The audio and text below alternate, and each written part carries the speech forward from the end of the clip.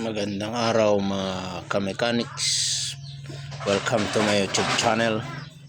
Magtatanggal po tayo ng tensioner at saka drive belt ng Toyota Altis. Ngayon, tinatanggal ko po yung tornilyo ng tensioner. Ayan po. Ayan, nasira po yung bearing.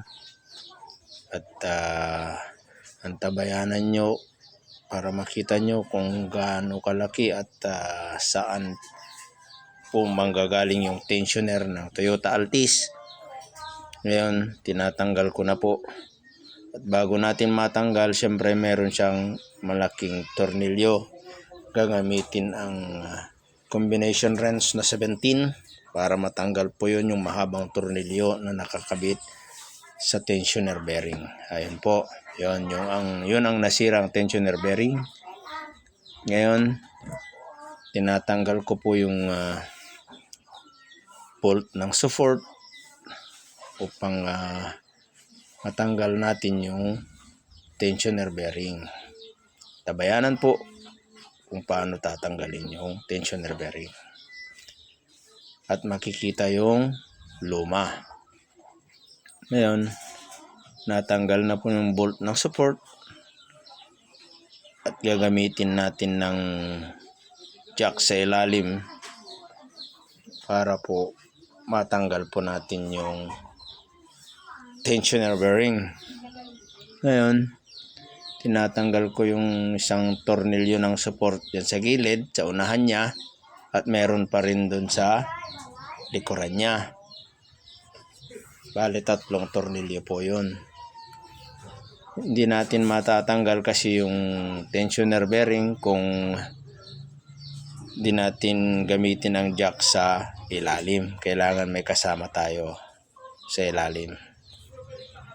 Ngayon, natanggal na po yung tensioner at makikita nyo mamaya kung anong klaseng tensioner yon, at inilalagay na natin yung drive belt na bago sa mga pulley. Hindi natin milalagay kung tayo lang, kaya may kasama tayo sa ilalim para may lagay sa tama direksyon ng drive belt.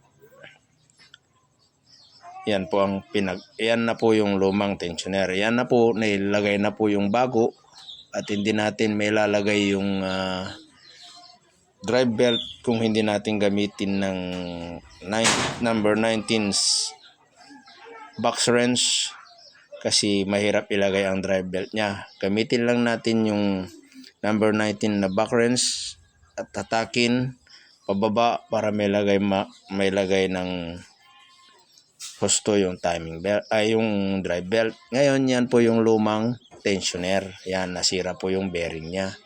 Ayan po, dyan po nanggaling. Dyan lang po matatagpuan yung tensioner niya.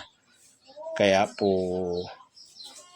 pagka naka-encounter po kayo ng ganito, dyan po nyo matatanggal yung tensioner bearing. Ngayon, ilalagay na tayo, isasauli yung bolt ng support.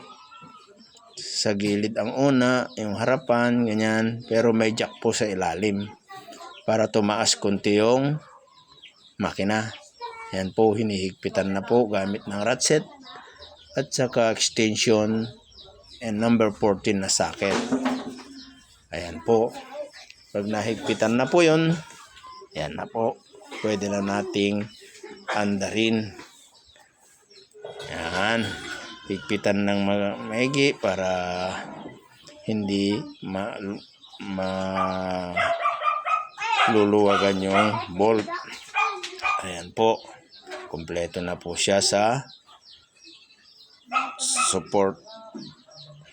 Na-fix na po yung bolt niya. Ayan po. Kaya mga ka-mechanics, kung nagustuhan nyo po yung video na to, please subscribe sa my YouTube channel at pindutin ang notification bell para lagi kayong updated sa mga bidyong ginagawa ko katulad po nito. Yan po. Nahigpitan na po yung mga tornilyo ng support, ay pwede na nating andarin para melograso. Ayan po. Peace sign. Very good.